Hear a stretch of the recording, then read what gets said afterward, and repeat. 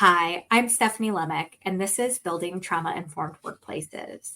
I am super excited. I don't know how it happens, but I have another amazing guest joining us today to chat with us a little bit about their work and also to spend some time talking about what it is like and why it is important to support LGBTQIA plus employees in the workplace and why that's important in the context of trauma-informed workplaces as well. So I am a big fan of letting folks introduce themselves. So Jennifer, first of all, thank you so much for joining us. And I would love if you would introduce yourself to our listeners. Thank you so much. Yeah, happy to do so. So I'm Jennifer, Laurie. We're all friends here, so you can call me Jen as well. And I use they, them, and she, her pronouns. I'm comfortable with either. I am the Chief People Officer at StartOut. We're a nonprofit that supports LGBTQ plus entrepreneurs. And I'm also the founder of Equitable HR Guild, which I know we're going to talk a little bit about today, but supporting HR folks who want to embed DEI into their practices. And Jen is one of my favorite voices in the HR DEI space right now. And I feel like it will be an ongoing favorite. She has amazing content. She has amazing resources. If you are not following Jen on LinkedIn, on social media yet, definitely make sure and do that. I know I usually wait to the end to say that, but I am so excited about what you put out that I want to make sure and offer that recommendation right now. But I would love to, let's kind of dig into some of the things you are putting out on LinkedIn, especially around your work with Equitable HR Guild. And I'd love to, maybe hear from you, why you founded the Equitable HR Guild. What's maybe the origin story there? Sure. Yeah, so I really founded it because it's the thing that I wish I had when I was starting out in HR. 15 years ago, I was totally self-taught as I got started in HR. I, like many people, started as kind of an operations admin person. And then they were like, oh, can't you also do HR? And I said, sure. And just did a lot of Googling and a lot of figuring it out. I went to a few kind of trainings, one-off things, but never went through any formal program. I didn't go to school for HR.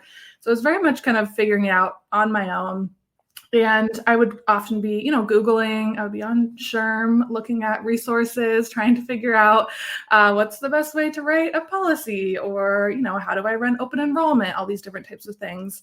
And I just over and over again felt like the resources that were out there were not aligned with my values. It didn't feel like it was creating the type of workplace that I really believe in and that I wanted to be creating. And some of them were really actively creating harm as well. And so over time, I kind of built up my own practice and approach to embedding DEI and equity specifically into HR. And I did that through working with a lot of DEI practitioners, kind of understanding what that approach means and how to, again, figure out that intersection between HR and DEI. It took a lot of time, but I've gotten to a point where I have a lot of resources and knowledge and information. And so just started sharing it really informally at first with peers and folks who would ask me questions, and then realized that there might be an interest in sort of a broader, from a broader audience. And so, just earlier this year, the beginning of 2024, I started posting on LinkedIn and then created Equitable HR Guild as a way of putting out sort of more formal resources. And it's sort of just developed from there. It's still very much a work in progress, trying to figure out exactly what it will be over time. But the vision, again, is to really equip HR folks who care about DEI, who care about equity, but don't know exactly how to do it practically, or might not have the resources to bring in someone to help them do it, and wanting to just create things that are easy and off the shelf and helpful. Absolutely. I think what's, so interesting is it's always fun to me to hear the stories of, I ended up in HR from like an operations admin background. And it's almost like you got roped into it. Like, I feel like so many people got tricked into HR.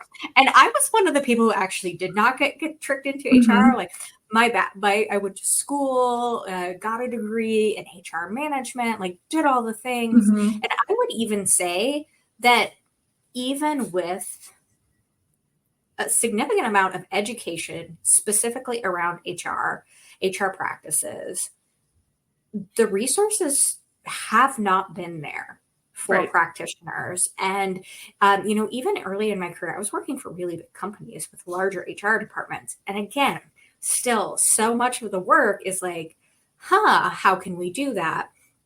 And if you've worked in HR for over 10 years, I feel like you've had a very like disengaging experience with like logging into SHRM and like downloading like a Word document template for like the saddest policy you've ever seen in your life. And like HR can be so much better than that. So Right. I love the work you're doing because it does. It feels so much like, how do I do this? What Mhm. can we do? And oftentimes HR folks are thrown into a situation either where this isn't their background, they don't have enough resources, they don't have any specialized expertise. Hey, go figure it out. It's really hard to make sure that equity focus is there when you're trying to scramble and figure all these things out. So I obviously love what you're doing so much. And I think it can make such an amazing impact because by providing these resources, I think folks overlook this sometimes. When we get the right resources to the right people to implement them within the organizations they're in, the ripple impact that we can have with those changes is really remarkable. And it really makes a difference for many people. Right. So obviously I'm super excited. And I'm I dare. So we brought up SHRM. We're Yes, talking I about can't not, equity. but yes, let's How go can there. we not? Like, how can Mhm. we not go there? For our listeners who may not be aware, SHRM is the Society for Human Resource Management. It is the largest HR, I'm going to call it lobbying body in the US, kind of globally. And it truly is primarily a lobbying body as it exists today. There's probably a whole other conversation we can have there. There's also probably a whole other conversation we can have about their CEO. But that's not what we want to do today. But a big thing that came out with SHRM recently is they removed equity from diversity, equity, and inclusion. And basically, their explanation, and I'm paraphrasing, you can go and look at it if you want, but basically, the explanation was a lot of people don't like equity. Like it makes them mad, it ruffles their feathers. So we're just not going to talk about it. And we're going to talk about inclusion and diversity instead. And equity is still there, but also it's disappeared. I feel like I summed that up moderately I would say well. that's pretty accurate. Yeah, it still exists, but it's not in the words. We don't talk about it. We don't center it, but it's still there, just amongst the air that we're in. Yes, It's exactly. it's it's like the we don't talk about Bruno, but Bruno is Mhm. equity, and it's really problematic because Mhm. this is again the largest lobbying body of HR professionals. And Right. won't even say I have a love-hate relationship with SHRM. I'm consistently disappointed with SHRM, I think is really the my general feeling. I've felt disappointed with SHRM, as a younger career professional downloading a very sad template. I felt disappointed with SHRM and some of the trainings and courses I did earlier in career. I felt incredibly disappointed in SHRM with their response to both the COVID-19 pandemic and George Floyd and the conversation we collectively had about race in this country. They were MIA. Right. And I would say at that point, I largely wrote off SHRM, and any kind of connection I personally have to SHRM is about supporting HR professionals. And Mhm. that's been my stance. But this is a big deal. This is a big change. And I want to stop talking about it and let you, Jen, tell us a little bit about, maybe your reaction, your thoughts about SHRM's We Don't Talk About Equity. Mhm. If Yeah. I could sing, I'd make it a little sassy Disney copyright A infringement little moment, but we jingle won't for do us, it. yes. Yeah, I mean, I agree. I've never loved, especially national SHRM. I do actually really appreciate the state and local chapters. I Yes. think they're doing a lot of Yes. incredible work, and I have really struggled over the last few months with how to support that work without supporting national SHRM. So that's a whole Yes. other conversation, but It just want to is. acknowledge that. But yeah, I mean, I never really felt like they cared about equity. Like again, looking at SHRM's resources, I never really saw equity there. It was in the title, it was in their acronym, but I didn't feel like it was actually central to the way that they approached HR. So it's not surprising. Like, I don't even know if I would say it's disappointing to me. It's just kind of like, okay, yep, you're doing what I thought you were doing. And this is sort of confirmation that this is not where your values are. But what does really concern me is that it sort of gives permission to other organizations to just not bother. Again, that sort of mindset of it's too hard, or we don't know how to do it, or we don't have the resources, or we're getting pushback.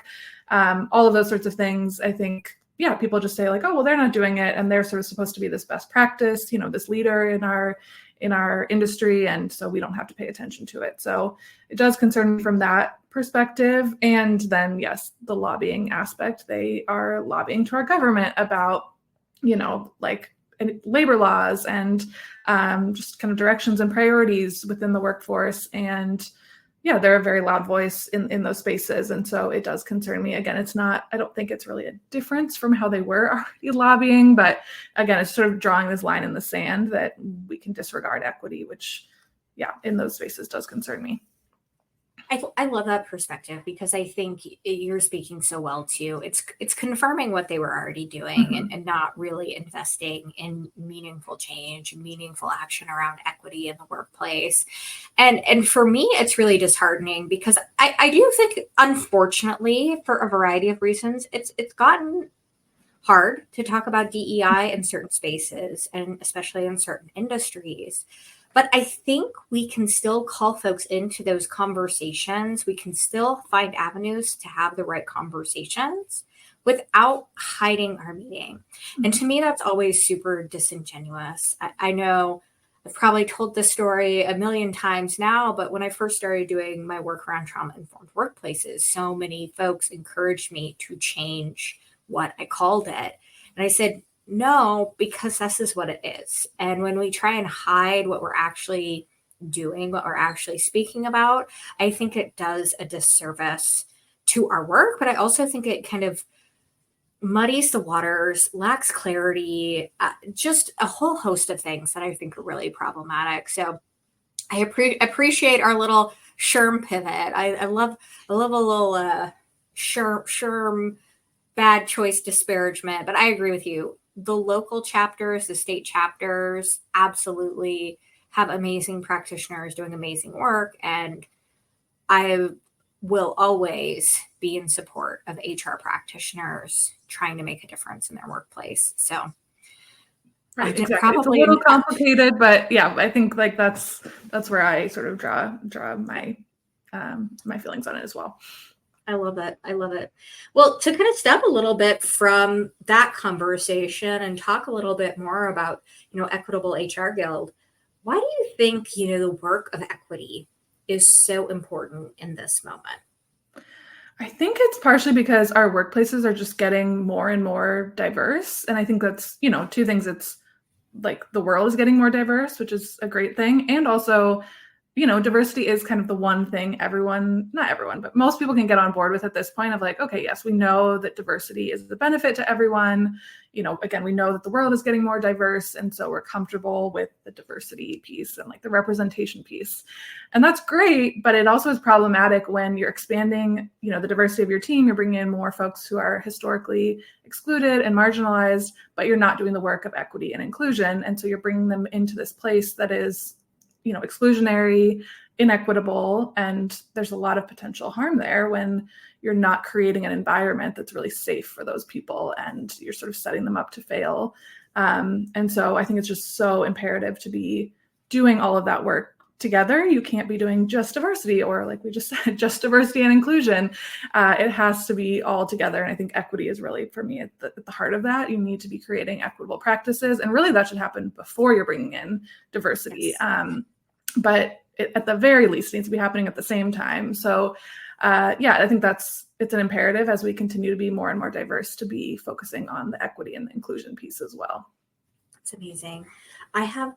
You've reminded me of a story for my career, and that the representation, I think you've said that really elegantly. The representation piece, I think everyone's talking about, bought in on, likes to show it off, what have you. I remember working in an organization and they were very excited about, diverse representation in the organization. But equity was not kind of top of mind for sure as I was entering. And there was like one of the ickiest conversations I ever had as an HR leader was a board member was like, do we have any gay employees yet? We need to hire gay employees so we can have gay employees, Black. I'm like, this is not your like diversity. Like, what are you doing? Right. Like, this is such a misrepresentation. And I love when you said, really, we should be building equity first. So when folks are coming in and being part of our organization, our teams, they are set up to be successful. I think that's a huge difference. I often say this, I don't care how things look as much as I care how they feel. And to me, I think that it can be a handy way to like take a beat and think about how do your diverse employees actually feel in the organization they're in. I do want to ask you for, we're saying diversity, equity, inclusion a lot. We're talking obviously about equity and the work you do. I think it's a word that gets thrown around, and maybe I'm a definition person. Everyone who listens is going to be like, I know, Stephanie, you want to just have someone define something. But, would you quickly share how you would define equity for our listeners so they can kind of be thinking with that context?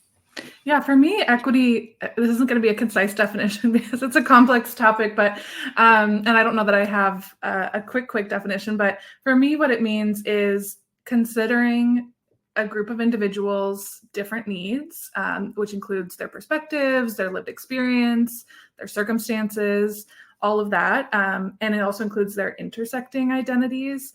And taking all of that into account and then making adjustments to the environment to make it better suit those needs. So again, it's thinking about like, okay, this person needs this person needs this. They might sort of feel like they're in conflict of each other.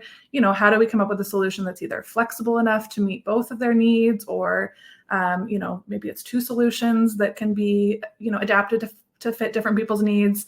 It's taking all of that into account and trying to come up with the best solution for a group of people that, and any group of people is going to have some differences within them. And so trying to take all of that into account. Absolutely. I mean, when we talk about trauma, we talk about how, trauma is so incredibly unique to each individual, and it is informed by many aspects of our life, our identity, our lived experience. So in creating cultures that are trauma informed, processes that are trauma informed, we do need some of that flexibility. We need some of that. How can we make this work? How can we support the unique needs of individuals? And I love what you said, there's ways to do it that support everyone. It's not I hate and love the pie analogy. It's not pie. Mm-hmm. It's, there's flexibility. There's work we can do to really ensure that everyone has what they need to be successful. I want to talk about, Equitable HR Guild. Obviously, we've been alluding to the work you're doing, talking about why you started doing it. I'd love to chat a little bit about, what you're putting out there and what's available for folks to take a look at. I know there's some great work you've done around some inclusion guides. I love your anti-violence and victim of violence leave policy you provided. And then I know there's the inclusive EEO anti-discrimination and anti-harassment policy checklist as well. I would love to, have you share a little bit about, what these resources are and where folks can find them.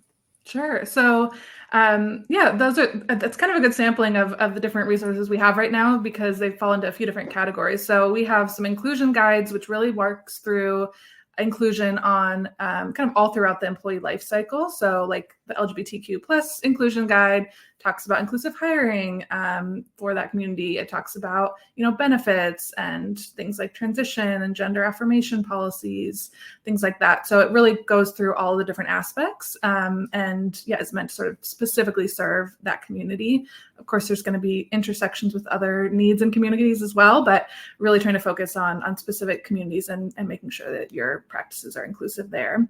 And then the other types of guides we have are sort of around creating policies, again, trying to start us from a place of a little bit more equitable than those just really basic, sometimes harmful policy templates that we have out there. So they're not going to be just like plug and play, this is exactly a policy that you can just put into your handbook tomorrow. But because again, equity does necessitate needing to adapt it to your workplace and the needs of your employees, but it's going to be at least a starting place for you to think about, okay, how can I create an anti-violence policy that's going to be taking into account survivors of violence? How can I create an anti-discrimination policy that's going to be really inclusive of different identities instead of just kind of like the classic 10 that you see on every boilerplate, policy. So just really trying to kind of expand like our baseline and how we're thinking about some of these practices that we do day to day and starting us from a place that's a little bit more equitable. So fantastic. There's such great resources. I know, October is Domestic Violence Awareness Month, so that anti-violence, violence leave policy is super handy, a great resource as folks are thinking about this, but also recognizing, like you said, there are so many different identities, different things that kind of all meet sometimes in these policies. And I have this old joke, and I am going to like destroy my window right now, but I feel like a lot of like the old policy manuals in HR are like this, and they just like don't make any, like, it's like, here's this dog on a skateboard drinking and smoking a cigarette. Don't do that. Like, it's just, it's this, all this, it's like this list of information that no one pays attention to because you feel like you have to say it. And I really love this movement that I've seen with progressive HR leaders like yourself, really focused on how do we create policies that are meaningful, impactful, think about equity, but also really help inform our culture and help us think about how we do our day-to-day, not just no smoking dogs on roller, like no like very specific thing. That's pretty straightforward anyway. Right. We should know some of those things. It's just a baseline. Yeah. I was also excited to show my sign. I love the sign. Yes. It's such a good sign. It's in my window. One thing, obviously, you have this amazing perspective, amazing experience, really supporting equity as an HR practitioner, which I think is super important. What do you think in this moment HR and other leaders get wrong most often when it comes to equity in the workplace? Yeah, I think it's sort of already alluded to it, but I think it's that idea that equity is static and that there's like a gold standard or a best practice. And it's like, we just set up this equitable thing or equitable practice and we're done. And again, it depends on the needs, the circumstances, the identities of the group of individuals that are a part of your organization. And so it cannot be one size fits all. That's equality. And so equity just has to be more dynamic. And I think a lot of leaders sort of either aren't willing to, maybe just don't understand that, or are not willing to do the work that comes with that, and really put that into practice, which I think, again, just takes more time. You have to be constantly adapting and shifting and listening, and it can't just be like set it and forget it and it's done forever. Again, needs will change over time and things might come up as it's in practice. And it takes more work, but it's a necessity of doing real equity work. I think the most important and powerful things in the workplace constantly need reiteration, constantly need support. Someone constantly needs to be paying attention to them. Equity, culture, trauma-informed workplaces. These are things that, like you said, are not static. And I think that can seem frustrating, but it also, when we like reframe how we're thinking about it, it's really powerful. And I think it creates a responsive and flexible organization in more ways than just that specific arena. When we're really thinking about how can we iterate, how can we get better, how can we be more responsive as a core of how we're doing business, especially in relating to our people, I think that changes how our team interacts with flexibility and change too. And that's always something that's so challenging, is navigating change within organizations. Well, if we're constantly iterating on equity, on culture, we're getting used to change. We're getting used to not being perfect and continuing to get better all the time. So I really love that. Yeah, it really normalizes that like continuous improvement and feedback loops and all of that, Yeah. and just even listening to your employees, which are all so valuable as just practices and norms outside of equity work. So I would say don't shy away from it. I think that's something that people just don't want to get into, but it's definitely worthwhile. And sometimes the process is more rewarding than even the end result. As cheesy as that sounds. Yeah. No, it's absolutely. I love that. Also, can you hear my dog coughing? A little bit. She's just like standing right next to me coughing. Like she only does this when she knows. Like she's a special little thing. Okay. So she wants to chime in the conversation, yes. She wants to chime in. Well, I think she is the reincarnation of Elizabeth Taylor. Okay. And like she's beautiful. She knows she's beautiful. She's a deep pain in the ass. She's been married I don't know how many times, but we love her for it. Yep. You know. Yep. I see this. She's very problematic. You know, she was Cleopatra. She's we still love her. But still very lovable and a queen, yes. What advice do you have for HR and other leaders who want to do more to support equity in the workplace, but they already feel like they're stretched too thin? I feel like this is probably a common challenge. Yep. I would say the biggest thing is don't think of it as an extra initiative or something kind of like on top of your long list to do. You really need to work on and develop your approach and sort of your lens around equity. And then it should just be a part of the way that you work, in the same way that, thinking about how you're going to communicate an initiative is a part of the way that you work. Or, there's so many practices that we like bring into the way that we approach our day-to-day work. And so I think equity needs to be that. It needs to be embedded. It needs to be a part of the way you're thinking about HR, instead of like, oh, it's this whole other thing that I will get to when I can or can't prioritize, which I think, just isn't the right way to do the work anyways. And it also is way more labor intensive to do it that way. So definitely recommend just really building up that muscle and that sort of approach, which does take time, but you can improve on it over time. Again, that continuous improvement.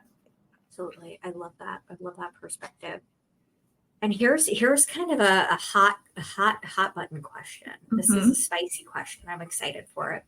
What's your response to folks who are currently pushing back on DEI or kind of disparaging DEI publicly or within their organizations? I don't really have a response. I'm kind of just like, cool, okay. I mean, I think it's a minority. I think it's a very loud, very angry, very privileged minority. And so, I just try not to pay too much attention to it. It is very real, and that like there is an actual attack on DEI. But I think it's less people doing that than are just continuing with the work. I think there is going to be a shift in how we do the work because of some of the criticism of it. And I think that's a good thing. But the overall like take down DEI, kind of like burn it down energy, I can't bother with it. So I just don't really have too much energy to give to it. I think it's silly. Yeah. I love that actually, because I think you're right. I think it's a very vocal, privileged minority. And I think those are probably not the folks whose minds we can change. Right. Those are not the folks who want to be called into these conversations and these spaces. And wouldn't we rather have folks who are like, oh, I'm not so sure what this means, but like, tell me more, instead of, like you said, burn it down, which is, it is kind of silly. It's unfortunate that it's like, this is silly, but also at the same time, incredibly harmful. But it's like, why is this something that is so upsetting to you, especially when you kind of refuse to like sit down in deep understanding of the concept? So much of, I think, the backlash is people who have no idea what we're talking about when we talk about DEI. And even in their arguments, sometimes you'll see that very clearly, where it's like, this is, so anti to meritocracy, and, like, this is so unfair, or it's tokenism, or all these different things. And it's just very clear that we're not talking about the same thing here. Right. And so, I agree with you. I don't think it's worth the time. I have way more energy for people who are sort of like, I'm not sure how to do this, or this is hard right now, and I'm like, not sure how to implement it. But the people who are just attacking it. I think it's just, silly is as nice of a word as I can think of for it. It's silly. Amazing. Well, I so appreciate the work you're doing. I so appreciate you chatting with us about Equitable HR Guild. I am so thrilled to see how it continues to evolve. But just, I mean, kudos to you to making these resources available. I know 12 years ago, Stephanie would have been over the moon to have these available and have resources to kind of fight some of the good fights I felt like I had to take on my own when I was first starting my career. So kudos to you. Resources are linked in the show notes, but also certainly, as I mentioned before, make sure you're following Jen on LinkedIn. I want to pivot a little bit now and talk about something I think is super important. I know, Jen, you think this is super important as well, but something that I really, zeroed in on this year, especially during Pride Month, there's a lot of folks that talk about supporting LGBTQIA plus employees during Pride Month. We want to make sure we're supporting our employees all months of the year. But one thing I wanted to talk about is really how trauma-informed practices support the LGBTQIA community.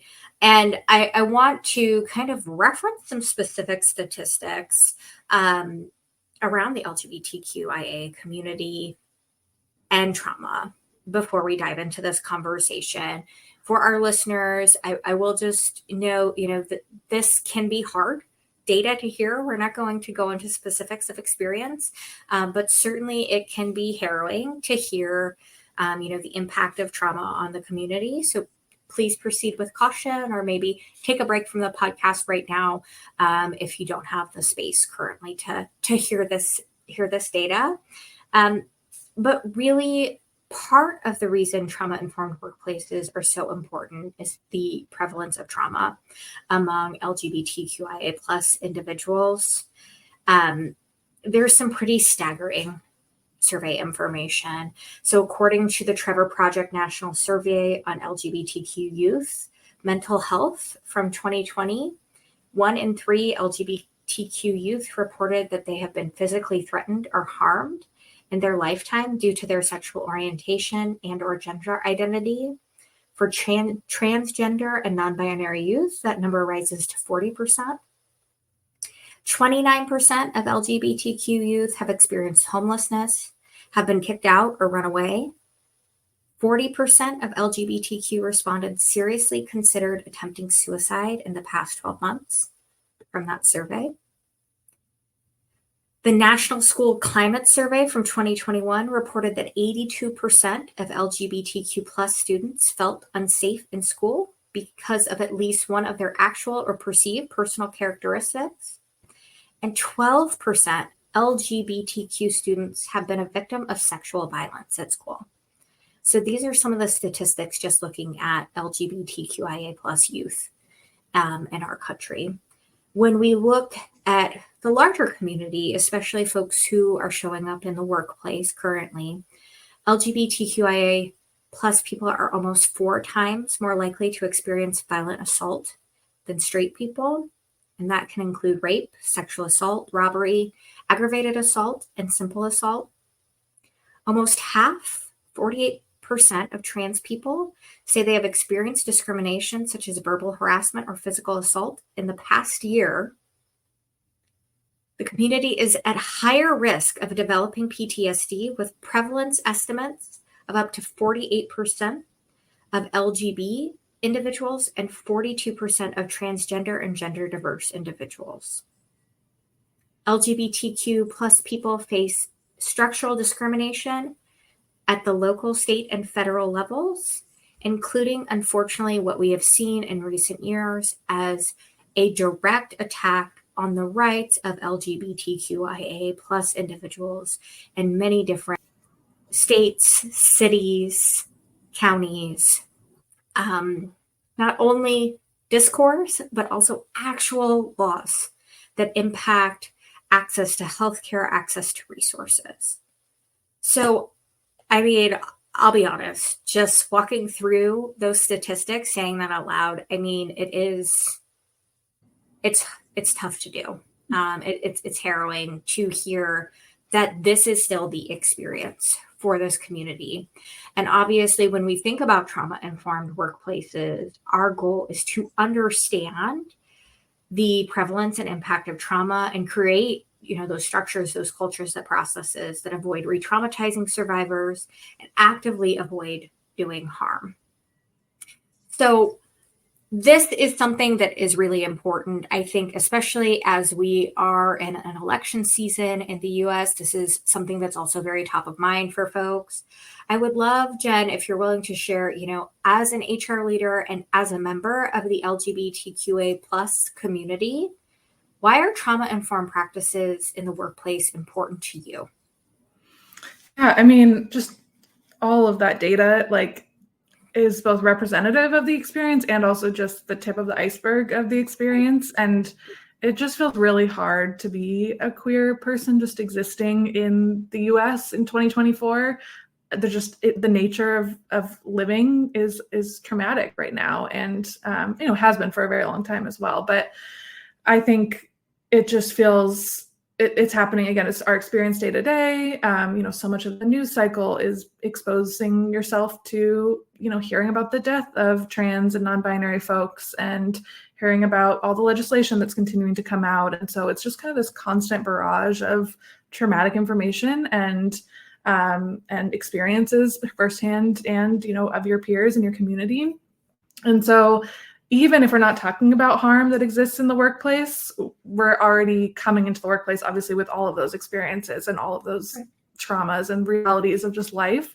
And then the workplace is also incredibly traumatic for a lot of LGBTQ plus people, especially, trans, non-binary folks. A lot of times workplaces are just not set up or equipped to hold space for us and for us to navigate things like benefits or sharing pronouns or transitioning or making just even small adjustments to how we present in our gender.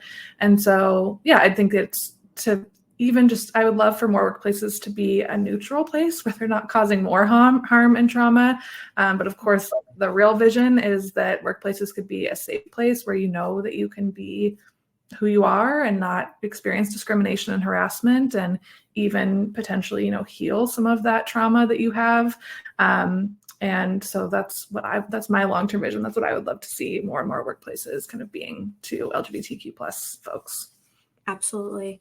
I think you hit on something really important that, the statistics I shared didn't highlight, and that, members of the community are often inundated with stories, experiences that are traumatic, and that someone they know, love, care about, share an identity with is experiencing trauma.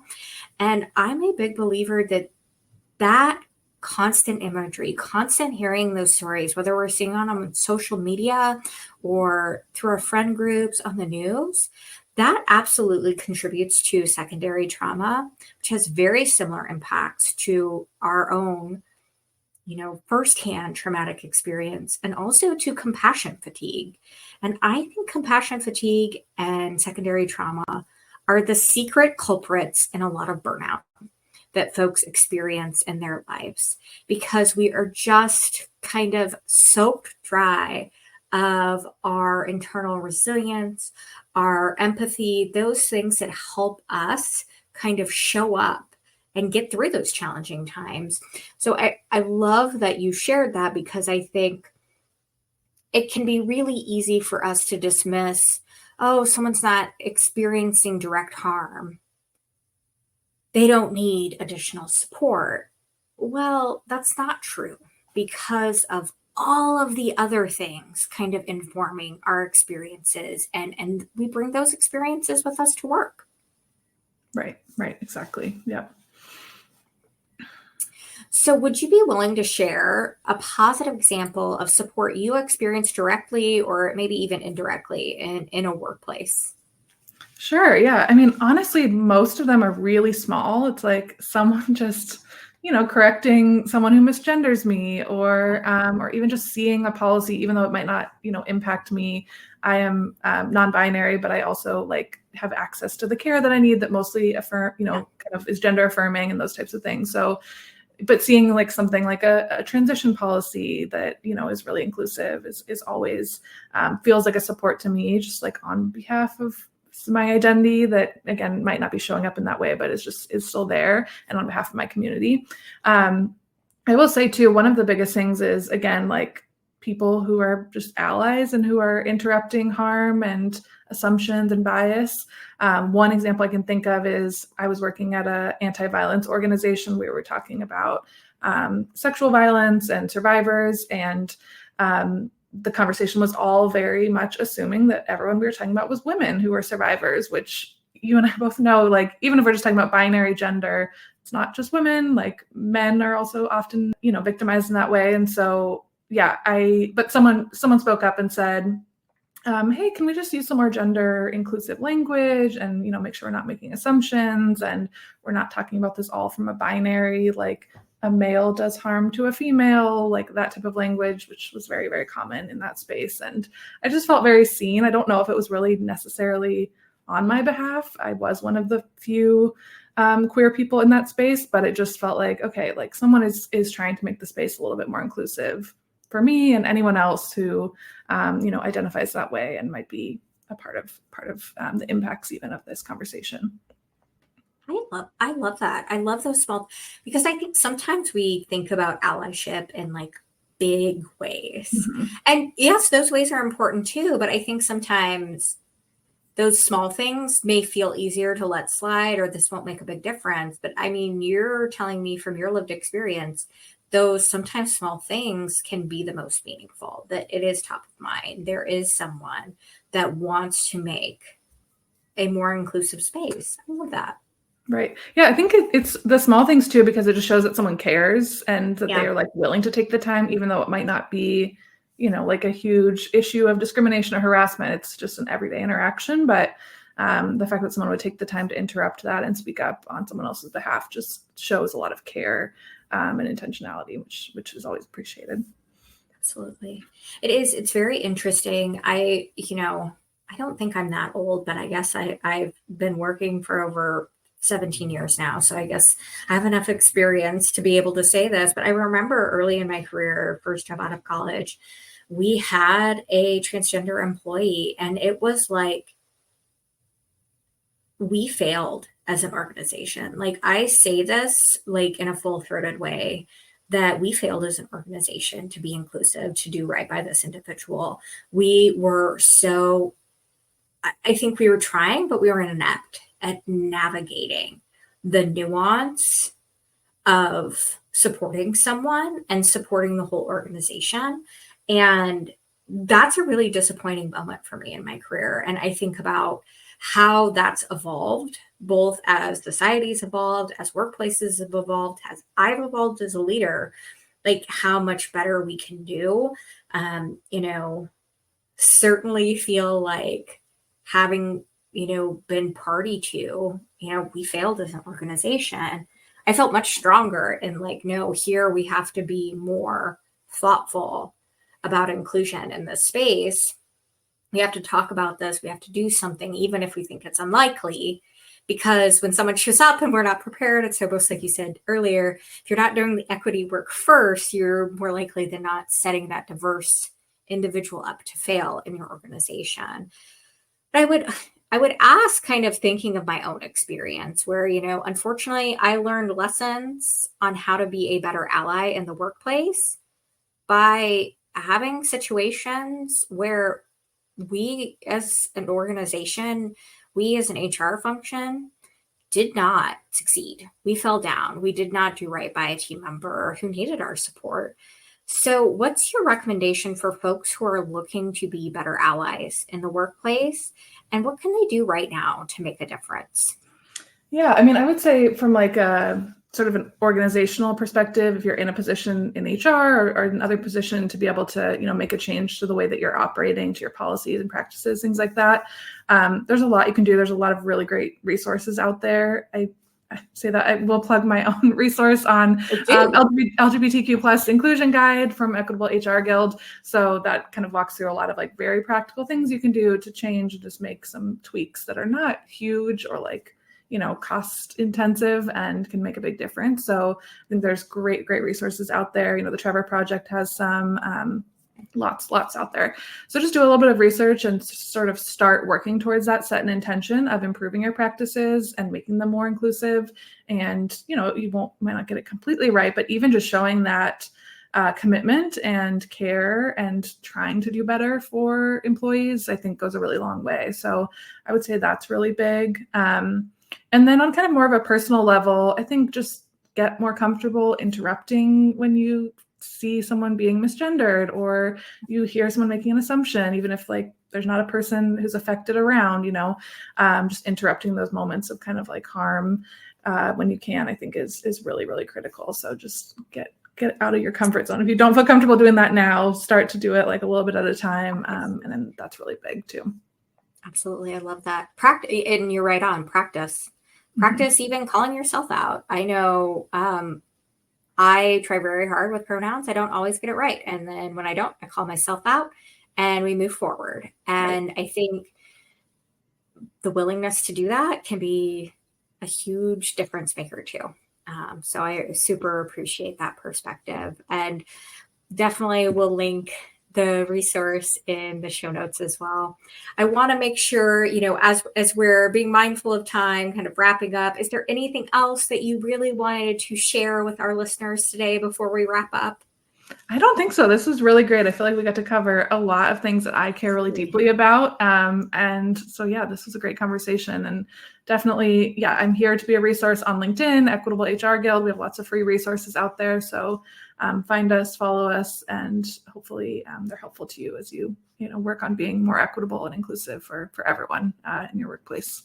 Absolutely. Yes. Go and follow Jen, Equitable HR Guild on LinkedIn. I think I'm going to set a record for most times I encouraged you to do that on a podcast. And because it's incredible work, Jen, thank you so much for your time, for your candor. This was a really amazing conversation. I think a really important conversation. Looking forward to see all the amazing work you continue to do in this space. Everyone, thank you so much for joining us for this conversation. Until next time, be well.